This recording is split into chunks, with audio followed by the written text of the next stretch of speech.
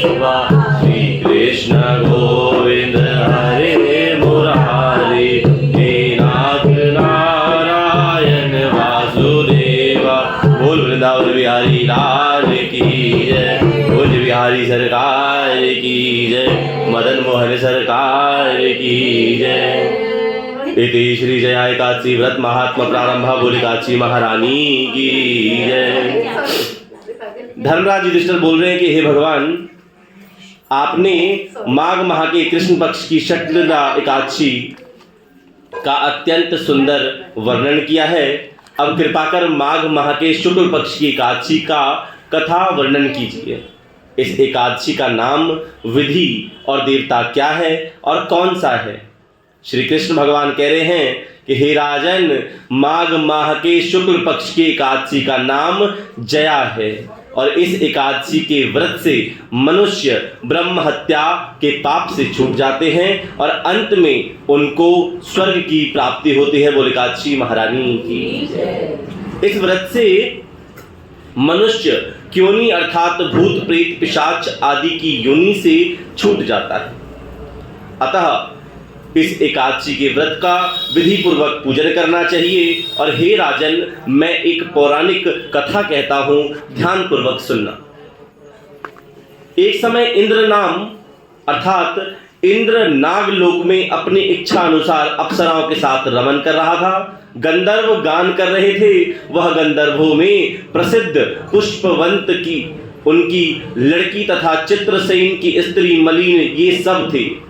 उस जगह मलिन का लड़का पुष्पवान और उसका लड़का माल्यवान भी था। उस समय पुष्पवती नामक एक गंधर्व स्त्री माल्यवान को देखकर मोहित हो गई और काम बाण से चलायमान होने लगी। उसके रूप सौंदर्य और हाव भाव आदि द्वारा माल्यवान को वश में कर लिया और पुष्पवती के सौंदर्य को देखकर माल्यवान भी मोहित हो गया। अतः ये दोनों कामदेव के वश में हो गए, परंतु फिर भी इंद्र के बुलाने पर नाच गाने के लिए जाना पड़ा और अप्सराओं के साथ गाना शुरू कर दिया। परंतु कामदेव के प्रभाव से इसका मन न लगा और अशुद्ध गाना गाने लगे। इनकी भाव भंगिमानों को देखकर इंद्र ने उनके प्रेम को समझ लिया और इसमें अपना अपमान समझकर इंद्र ने इन्हें श्राप दे दिया कि तुम स्त्री पुरुष के रूप में मृत्यु लोक में जाकर पिशाच रूप धारण करोगे और अपने कर्मों का फल भोगोगे। इंद्र का श्राप सुनकर ये अत्यंत दुखी हुए और हिमाचल पर्वत पर पिशाच बनकर दुख पूर्वक अपना जीवन व्यतीत करने लगे। रात दिन में उन्हें एक क्षण भी निद्रा नहीं आती थी। इस स्थान पर अत्यंत सर्दी थी।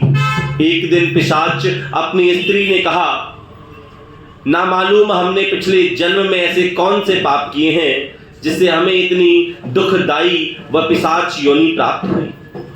देवयोग एक दिन माघ माह के शुक्ल पक्ष की जया नाम की एकादशी आई और इस दिन दोनों ने कुछ भी भोजन न किया और ना कोई पाप कर्म ही किया। इस दिन केवल फल फूल खाकर ही समय व्यतीत किया और महान दुख के साथ पीपल के वृक्ष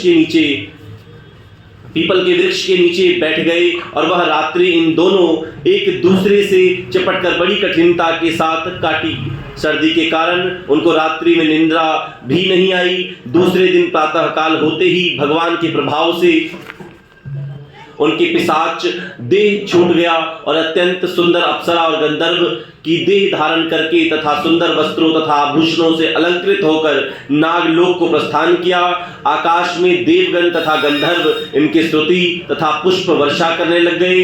नागलोक में जाकर इन दोनों ने देवराज इंद्र को प्रणाम किया और इंद्र को भी इन्हें अपने प्रथम रूप में देखकर महान आश्चर्य हुआ और इनसे पूछने लगे कि तुमने अपनी पिशाच देह से किस प्रकार छुटकारा पाया है, सो सब बतलाओ। इस प्रकार माल्यवान बोले कि हे देवेंद्र, भगवान विष्णु के प्रभाव तथा जया एकादशी के व्रत के पुण्य से हमारी पिशाच देह छूटी है। इंद्र बोले कि हे माल्यवान, एकादशी व्रत करने से तथा विष्णु के प्रभाव से ही तुम लोग पिशाच देह को छोड़कर पवित्र हो गए हो और हम लोगों के भी वंदनीय हो गए हो, क्योंकि शिव भक्त हम लोगों की वंदना करने योग्य हैं। अतः आपको धन्य है। अब पुष्पवती के साथ जाकर विहार करो। और हे युधिष्ठिर, इस जया एकादशी का व्रत करने से समस्त क्योनी छूट जाती है। जिस